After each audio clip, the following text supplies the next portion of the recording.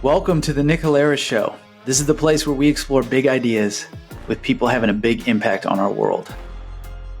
I'm your host, Nick Halaris, serial entrepreneur, author, early morning riser, and seeker of truth and wisdom. Join me as we explore the journeys and discoveries of fascinating people who are literally unlocking the secrets to creating a life of both success and fulfillment. Each episode will arm you with insights, ideas, and practical perspectives on what it takes not only to be financially and personally successful, but also how to start having authentic impact on the world around you. Hi, everyone, and welcome back to the Nick Halaris Show. We are joined by another special guest, another friend from law school, believe it or not.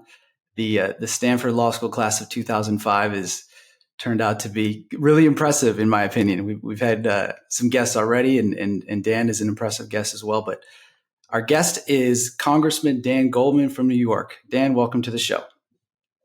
Great to be with you, Nick. Glad to see how that you're doing this and that it's taken off. Yeah, thanks, man. It's been a fun journey. We're like 6 months into it, and we're making progress. We're getting followers every day and interesting guests like yourself. So thanks for taking the time. My pleasure. I got so many things to ask you because you're in such an incredibly interesting position. Congratulations, first of all, on winning your election. It feels like a long time ago, but I actually don't think it was that long ago. It was like 10 months ago or something? Yeah. I've been in Congress now 10 months. Yeah. Yeah. So congrats on that. That's a huge feat, especially in New York, right? It's like incredibly competitive. How many people did you run against? In my primary, there were 13 people before Bill de Blasio dropped out. So ended up being 12 in the primary. I'm in a very heavily Democratic district, so the only real election is the primary. Yeah. Well, I wanted to start this conversation with something that's top of mind, basically, for the entire world at this point, and something that you have direct personal experience with, which is this Israel situation. You were there with your family when the attacks broke out. Like, tell me what that was like. Yeah, I was there with my wife and three youngest kids. We had a family bar mitzvah in Israel during that entire week of Sukkot, which is one of the biggest Jewish holidays of the year. I actually had to miss the bar mitzvah part in Jerusalem because of the possibility of a shutdown, and then the Republicans canceled our district week. So we were in D.C. voting. But after they booted Kevin McCarthy, we were given a week's recess. So I joined my family. On the morning of October 7th, it was Saturday, it was a Shabbat, it was also Shavuot, it was a holy day in Israel. At 6:30 a.m., we were awoken by air raid sirens. And I didn't quite know exactly what it was. And then an intercom came on in the hotel we were staying at, telling us that we had to evacuate to an internal stairwell in the hotel, which serves as a bomb shelter for large hotels. And we knew that we had about 90 seconds to get there before a possible rocket launched from the Hamas terrorists would potentially arrive in Tel Aviv, where we were staying. I had been there on a congressional delegation in August and was got very good briefings on the security issues in Israel, on Iron Dome, the missile defense system that they have. And so I knew that Iron Dome would intercept 97% of the rockets fired into Israel. But of course, my three children had no idea and couldn't conceptualize that. So it was an incredibly harrowing experience just as a human and certainly as a father. And we're now 27 days after, and it weighs on me every day. My children are still quite traumatized and just asking a lot of questions that you wish children did not have to ask. And it just, for me, it really brings home the type of trauma and tragedy that Israelis feel and are going through. Because this was, one day we were there. We don't live there. We didn't know anybody who happened to be killed or taken hostage. But for Israelis, this is their existence. Everybody knows somebody.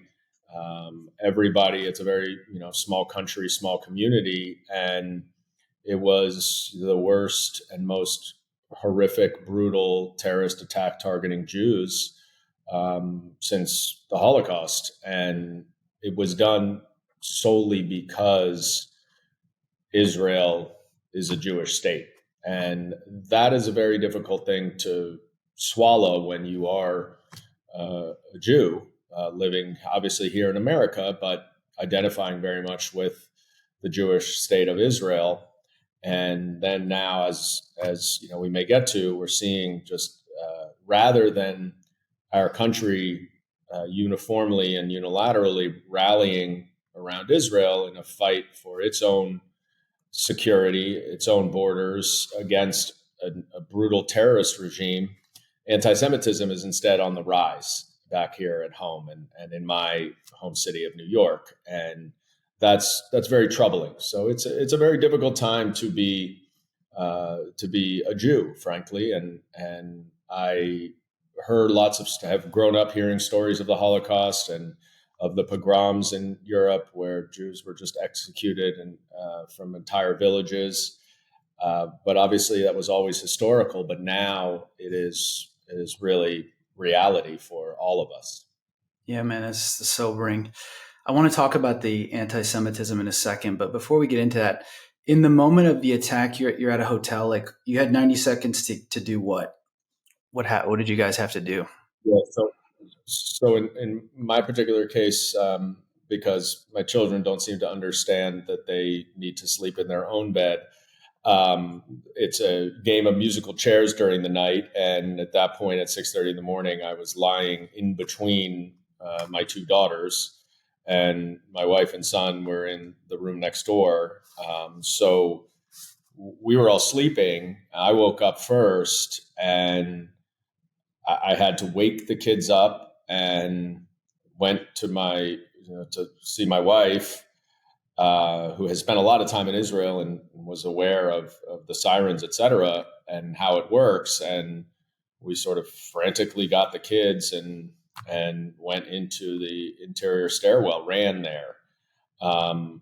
We were there for about 10 minutes, and then we got the all clear signal, went back to our room, but maybe 3 or 4 more times in the morning, we heard the sirens again and ran to the stairwell. And then it happened again in that evening, maybe 4 or 5 times. And each time intellectually, I understood that there's an incredible missile defense system that the U.S. has been instrumental in building and providing to Israel. Thank God. But you just never know. And it was really, really scary. Hey guys, this is Nick. I wanted to take a quick break from the episode to share some exciting news. In addition to the podcast, I want to make you aware of some additional content we're putting out. And best of all, it's 100% free. Our Profit Plus newsletter consists of weekly insights about what it takes to find meaning in the pursuit of modern success. This is the place where we explore big ideas at the intersection of markets, business, politics, and life as we seek to empower our readers to have an authentic impact on the world. If you're serious about finding fulfillment amid success, then definitely check out these additional insights. Just go to subscribe.nickhalaris.com. Again, that's subscribe.nickhalaris.com. Now let's get back to the episode. If you don't mind answering, like what kind of questions were your kids asking you, and what did you tell them? I can't even imagine trying to explain that to my kids that are 8 and 6. So it was a gradual process as we sort of went on through the day. And my daughters, there's a daughter who's 9, a son who's 6, and a daughter who's 5. And each of them took it in very differently. My 9-year-old really had a difficult time, understood enough to know that there were rockets flying in our direction, but didn't understand that the Iron Dome system or how unlikely it is we were to get hit, and didn't understand why there was these attacks. And I mean, it was a crash course in sort of the history of Israel.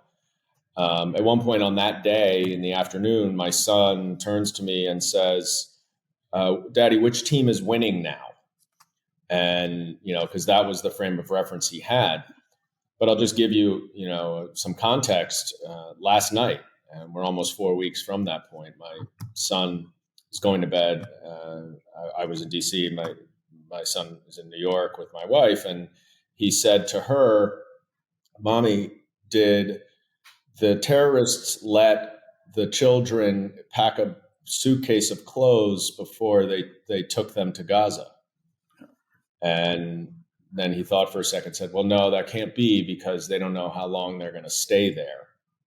And then he hesitated again for a second and said to my wife, well, are they at least giving them pajamas to sleep in? And, it's things like that keep coming out, and you realize that the innocence of children is crushed in an instant. And it is, in this case, for my kids.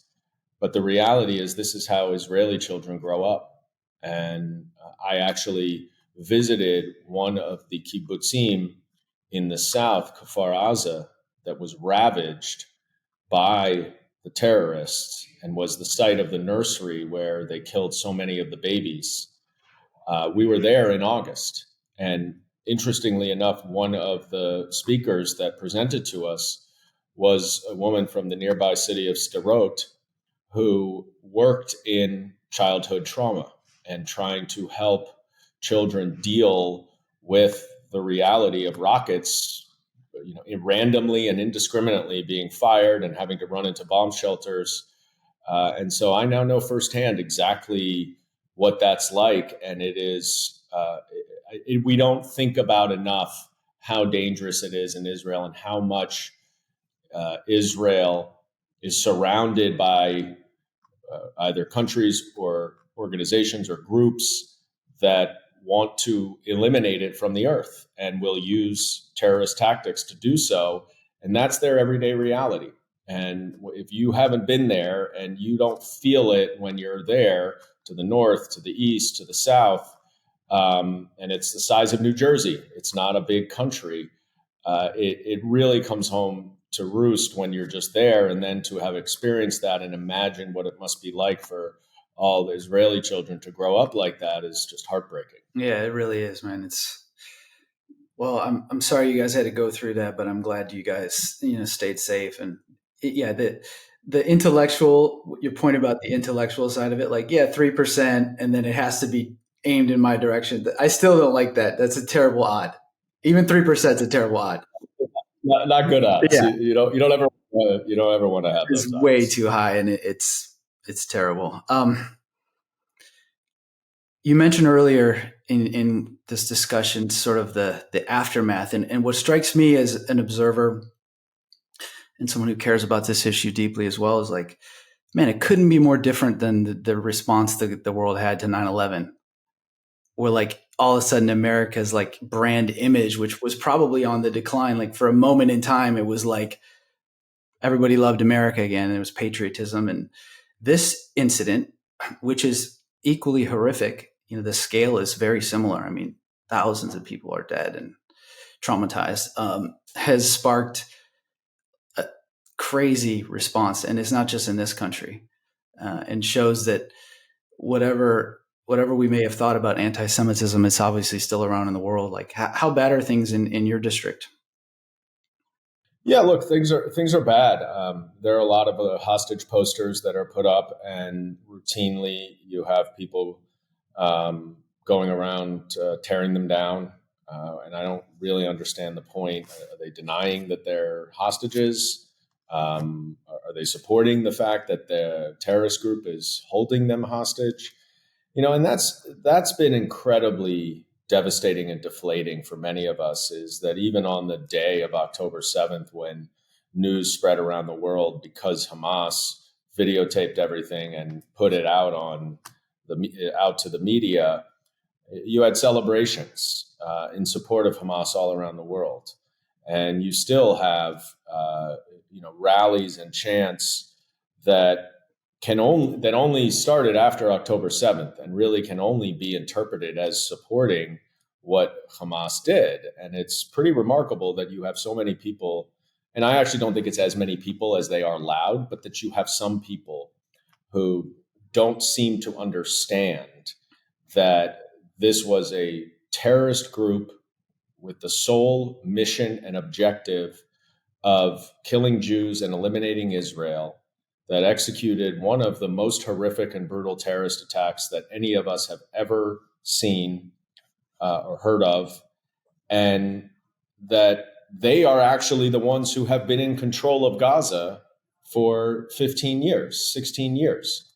They have run that place into the ground because they are using the money that they receive from other countries, billions of dollars, to build a massive terror network, 300 miles of tunnels, where they are now siphoning off all of the fuel and electricity in Gaza for themselves, not for the civilians.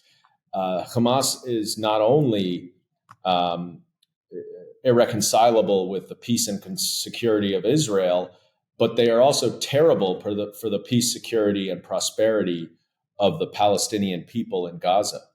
And there can be no peace in that region. There can be no two-state solution with Hamas still in power. And it's very disappointing that people don't recognize that this is not a war against the Palestinians. This is a war against Hamas. And that for a variety of reasons, Hamas started it.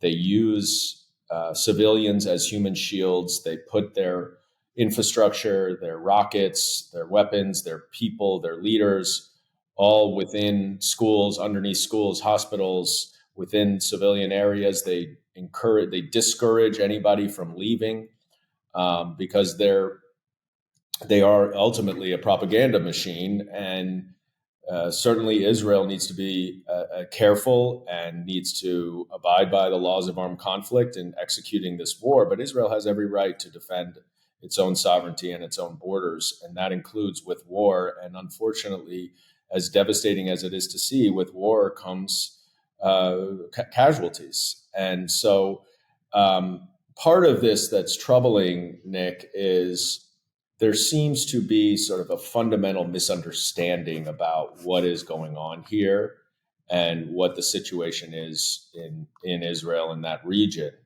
When people say free Palestine, that does not mean actually, no matter what they intend, that expression does not mean free the Palestinian people.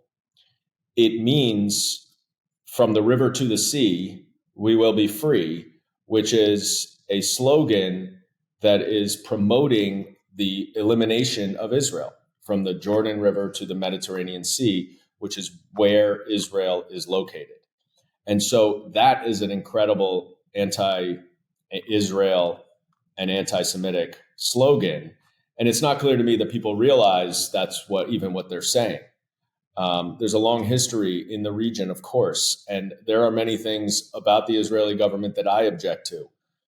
I certainly am very opposed to the expand settlements in the West Bank, especially the illegal settlements that this right-wing government in Israel has been pushing.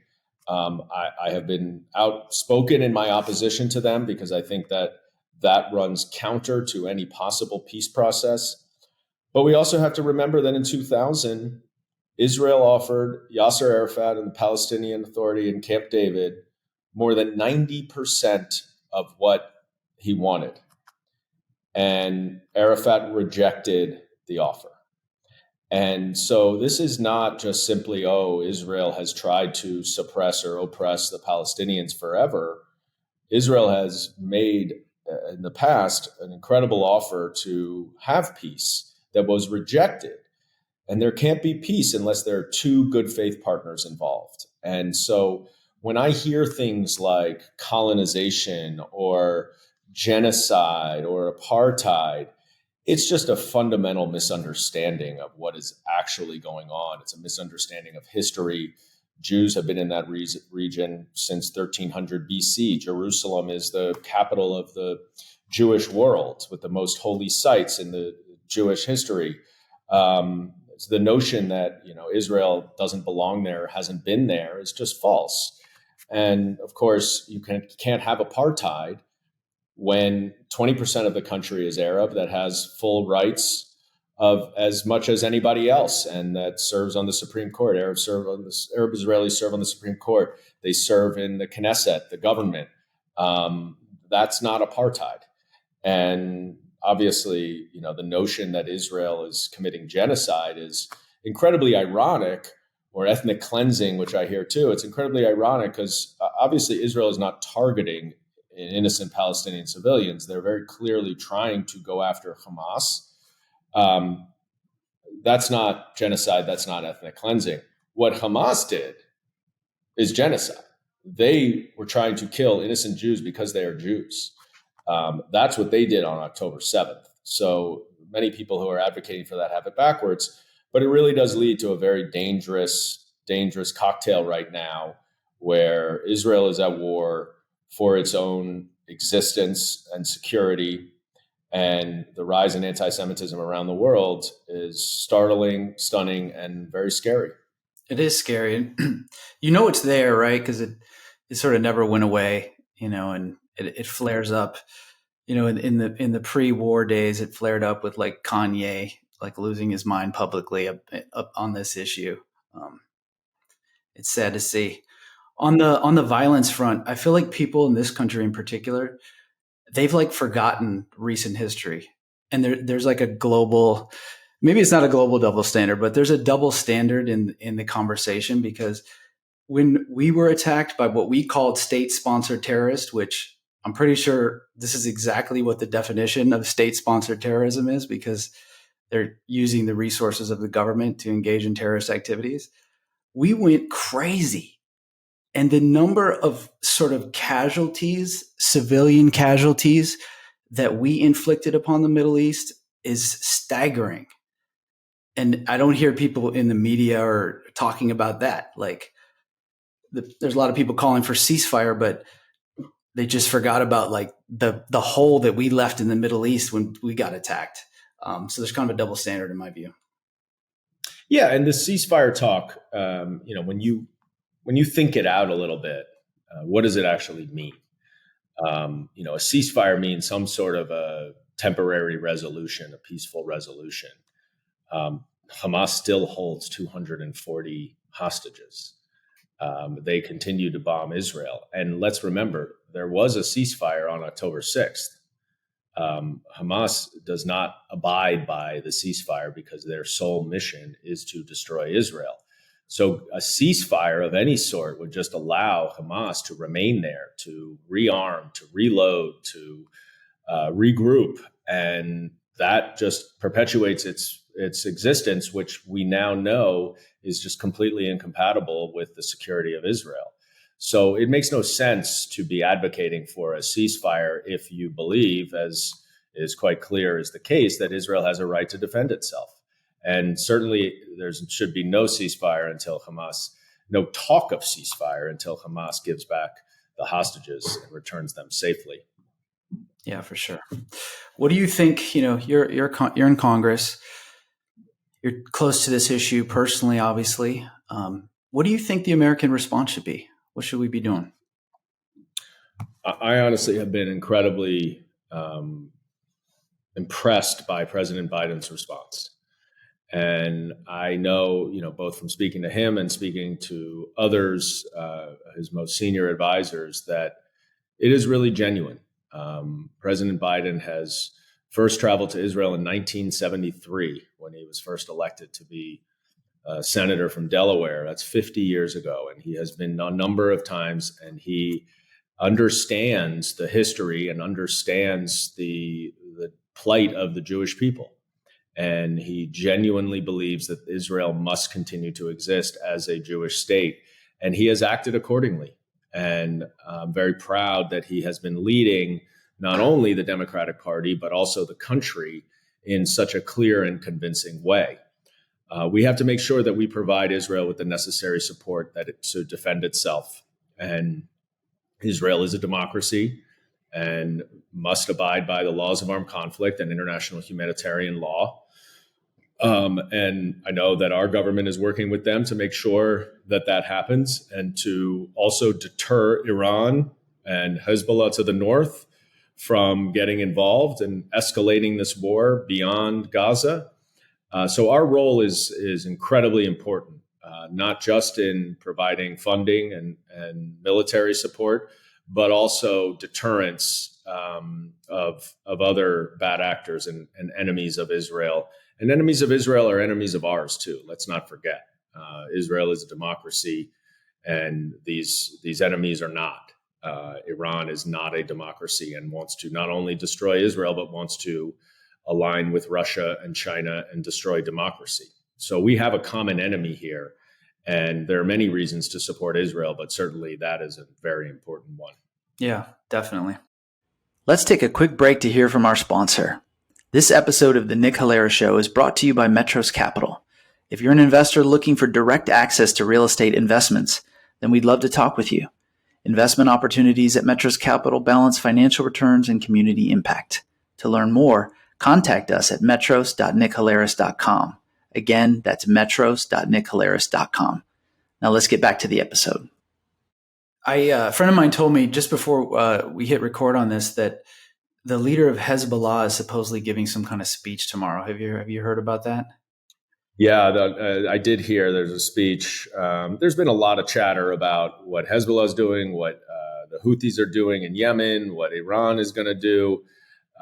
We'll have to see how it plays out. But I know that there's a lot of diplomatic pressure and discussions that are ongoing to try to make sure this is contained to the area where it is. Yeah. Well, thanks for getting into all that. I know it's a tough subject, but I feel like it's important to cover, just given the time we're at and how important it is for this future of the world. To be honest, this is a problem that has to be addressed. I want to switch gears now and talk about something that I think, like, if when historians are looking back at the rise of the politician Dan Goldman, they're going to look at this issue. So I think it's super important to cover, which is you've been a prosecutor basically your whole career, maybe outside of your pre-law school days, and you rose to fame by being the lead prosecutor on the Trump impeachment. And so you've been kind of working in this criminal justice and in particular on public corruption. And so I want to spend just a little time just like talking about your experience. Maybe we'll go back to before the Trump impeachment and just talk about your days in the AUSA. But I'm particularly interested in this public corruption question because I feel like the world is presenting to me as if public corruption is as bad as it's ever been. I don't know if that's just a function of because that's our experience and we don't know what happened in the past. But what's your take? Like, how bad is it out there? How bad was it in New York when you were a prosecutor? Well, when I was in the U.S. Attorney's Office, I was there for 10 years, from 2007 to 2017 in New York City. And in many ways, it was sort of heyday is not the right word, but it was the very significant corruption in Albany and in New York in particular. And at one point, both the head of the legislature and the head of the state Senate were under indictment for public corruption by my office. My office, the Southern District, also did the case that forced Eliot Spitzer to resign. And there were a number of other elected officials who were charged with corruption. And there's a lot, I think, that causes it. In that case, being a state representative in New York, certainly at that time, was a part-time job where you made $70,000 a year. You had to have another job. And when you have so much power and you also have so little money and access to, and you need to work, there are tremendous temptations to use your powerful position for your own personal benefit. They've now raised the salary, which I think is important. But Donald Trump, I think, exemplifies what the problems that we are facing right now around our country. And that is this notion that the rule of law does not apply equally to everyone. And if we don't live in a country where everyone is treated equally, where we rely on the rule of law, and that is our guiding principle, that we make sure that we are supporting and bolstering our democratic institutions to make sure that our system of checks and balances can hold everyone accountable, we lose the true foundation of our country. And what Donald Trump has represented is the degradation of our democratic values. And he has, for his own personal interest, tried to take down our system of government with him as he's been going down. And it's incredibly dangerous. And that's a big part of the reason why I decided to become a staff member in Congress in 2019. And after I had left the U.S. Attorney's Office, and ultimately that evolved into the impeachment investigation. And it's also a big part of the reason why I ran for Congress. I was not expecting to do that after I was done with the impeachment investigation and returned to New York City.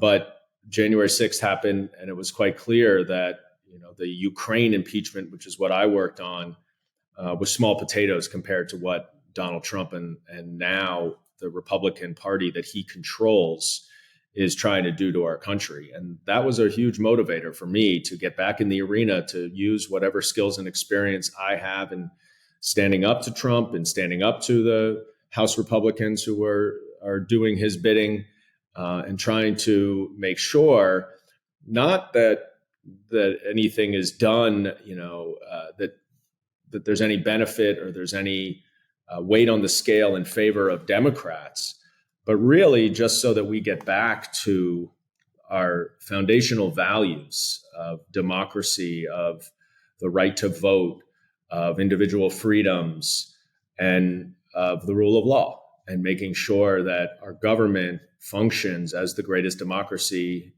in the world, as it has been for so many years. And that's truly in jeopardy right now.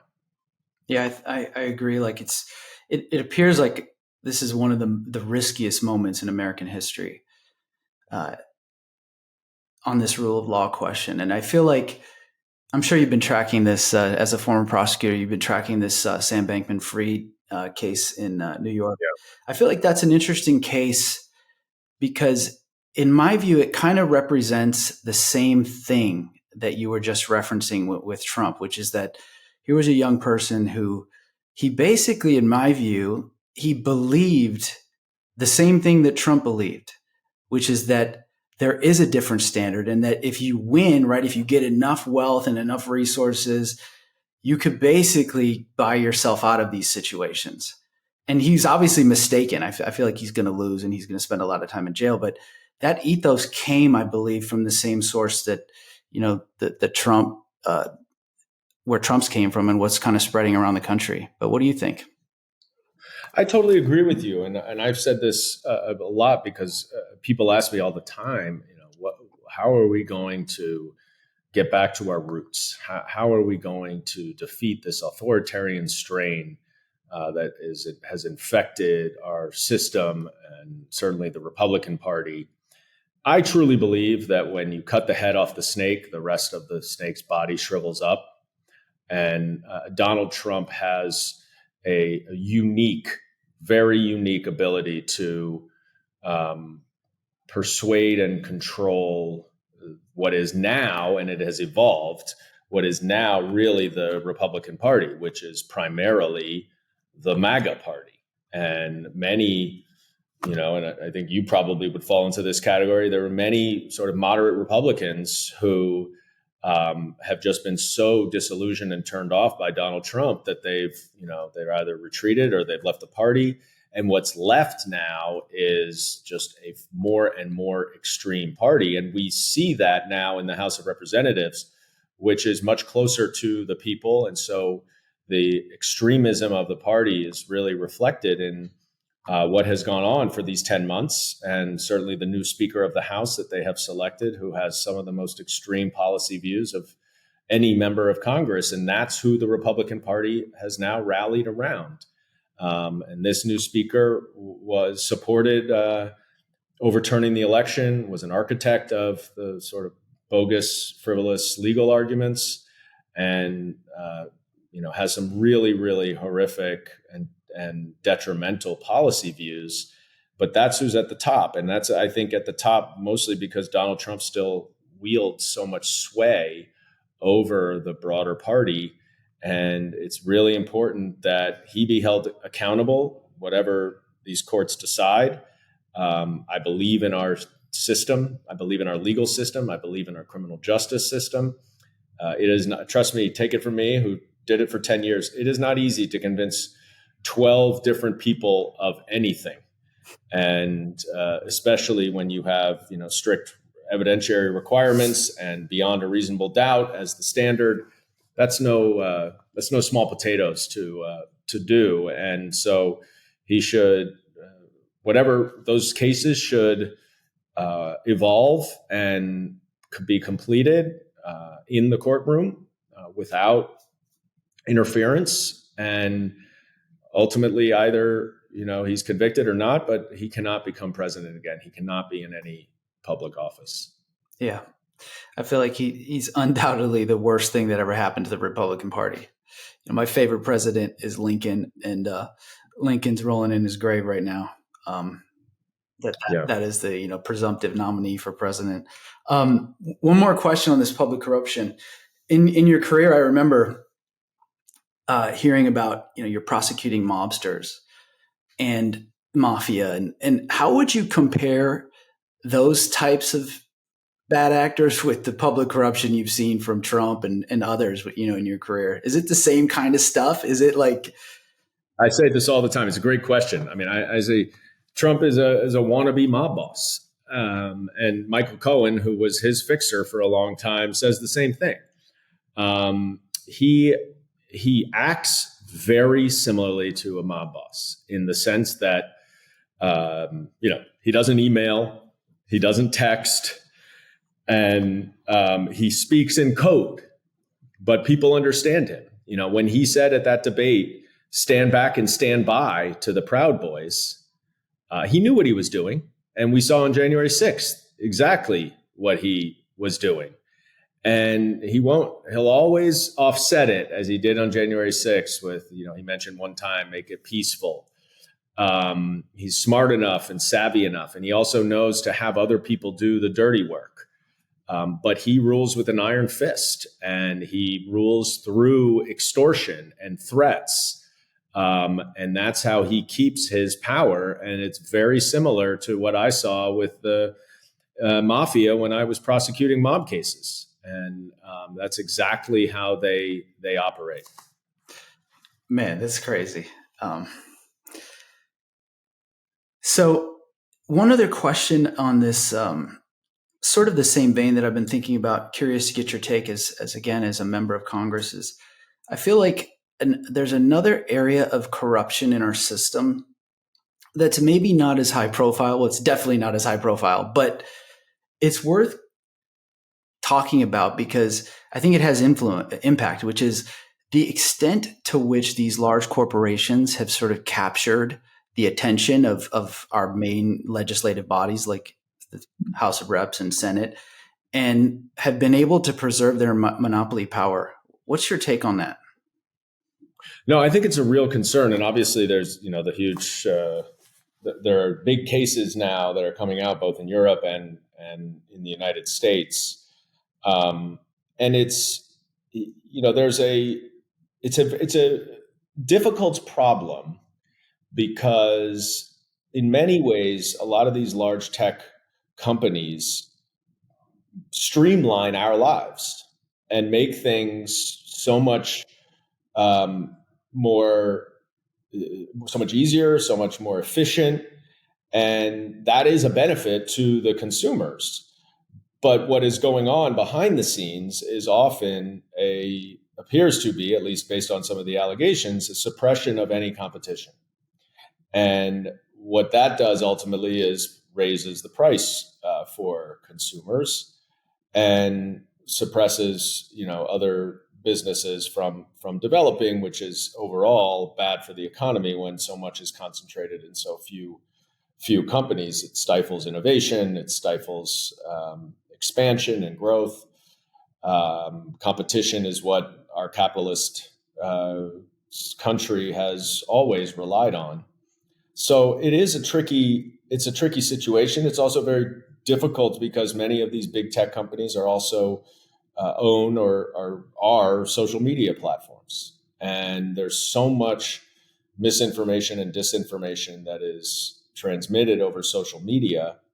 But because the law does not hold hosts of that information responsible for any misinformation or false information that is out there, unlike, the New York Times, for example, then there's a dissolution of responsibility as to who should be the one and how to police these social media sites in the marketplace of ideas. But we saw Russia interfere in our 2016 election through social media. And that had an impact on our economy and our government. And a number of Russians were charged by Special Counsel Mueller for that election interference. So it is not just simply bad information that gets circulated. It's intentional circulation of wrong information for a bad objective, an undesirable or illegal objective. And that's something that we are going to have to figure out ways to combat. And with the rise of AI now, you have some amazing opportunities, but you also really do have some risks. And this is something that everyone in Congress is drilling down on to really understand the pros and the cons and figure out what role government has in making sure that we protect the downside while maintaining the upside of AI. Yeah. I feel like I'm generally a person who's like, I'm okay with some regulation, but generally, I guess I would be intellectually inclined to be anti-regulation. But in this particular instance, like we know enough about these technologies, like on social media, we know that they're a problem. We don't need any more evidence that like there's disinformation being spread. And so I'm in favor of, action by the government in particular. They're bad for the kids, especially like in the teenage type years. They're terrible for mental health and for democracy. Like you referenced just a few examples, they're like existentially dangerous and they need to be regulated. I don't have the answer for the regulation, but I feel like that's the problem. That's the problem. I think everyone recognizes that there are problems. The difficulty is coming up with a solution that preserves our rights and our freedoms, while also making sure that our rights, freedoms, and systems of government are preserved, and that our mental health is addressed. And but that's a slippery slope, and it's a very, very tricky question. And I think the issue that we are all grappling with is less about whether there is a problem. It's what is the proper balanced solution to address the problem while not going too far. Yeah. Interesting. Well, I know you've got to get back to being an active member of Congress. I want to end with just one question. Because you and I, even though we've known each other for 20 something years, I've never really asked you this. So I'm curious, like, obviously you just demonstrated by your actions, you're someone who's dedicated to your life to public service. And I'm curious where that came from. No, it's something I have been really committed to. And part of it is that I grew up very privileged and very lucky, and was taught very early on by my family that to those who receive great things, much as that's not the right sentence, but I know to those, yes, yeah, you know what I mean. To those who have a lot, much is expected, and mostly I just always felt incredibly lucky when I looked around and I saw, my life that I was just born into, and I saw other people's lives that they were born into that were totally different. And it just always felt unfair to me. And so what I wanted to do is to try to spend my career giving everybody that opportunity to pursue and achieve the American dream like my family did. And that requires, a lot of focus on how to lift up people who are incredibly capable but just don't have access to that opportunity, and how to deal with some of the nitty-gritty parts of life that can get in the way of pursuing the American dream. And so for that reason, I've always been focused on public service, kind of got into becoming a prosecutor in a topsy-turvy way. I was really in law school, as you may remember, very much focused on criminal justice reform, and that movement and was focused on trying to figure out how we can make our criminal justice system more equitable and more fair. And I decided that in order to do that, I wanted to see how it worked from the inside. And I also wanted to be the person with discretion rather than on the defense side begging a prosecutor to use his or her discretion. And so one of the things that I'm looking forward to doing in Congress is to bringing that 360-degree experience to our federal government, and trying to reimagine the way that we can keep our communities safe while reducing incarceration and making our system more equitable. And that is, in my mind, that's a very large effort, because it's not just simply whether you arrest someone or not. It is going to be part of alternative pathways, education reform, reentry reform, and trying to look at a lot of the sources and the reasons why people commit crime, and attacking crime from those angles, which takes a lot. And it's a lot of different moving parts, but that is based on my experience, both on the criminal justice reform side of things and as a prosecutor. And that's something that I look forward to doing. Yeah. Our mutual friend, Raul Torres, who's the AG in New Mexico, he said something very similar.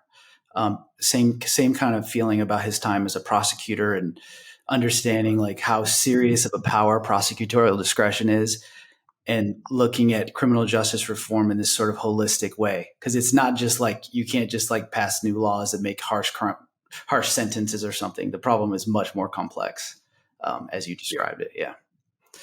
Well, Dan, this has been great, man. Thank you for sharing that. Can't think of a better way to end this.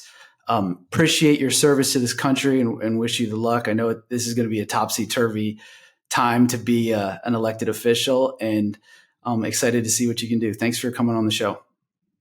Thanks, Nick. Thanks for your friendship along the way, and good luck with this podcast. It's great. Thank you. Thank you for listening to the Nick Halaris Show. We hope you enjoyed the episode and would appreciate your help with spreading the word by sharing with your network on social. And until next time, remember, it's not about pursuing success to unlock fulfillment. It's about learning how to find fulfillment in the midst of success.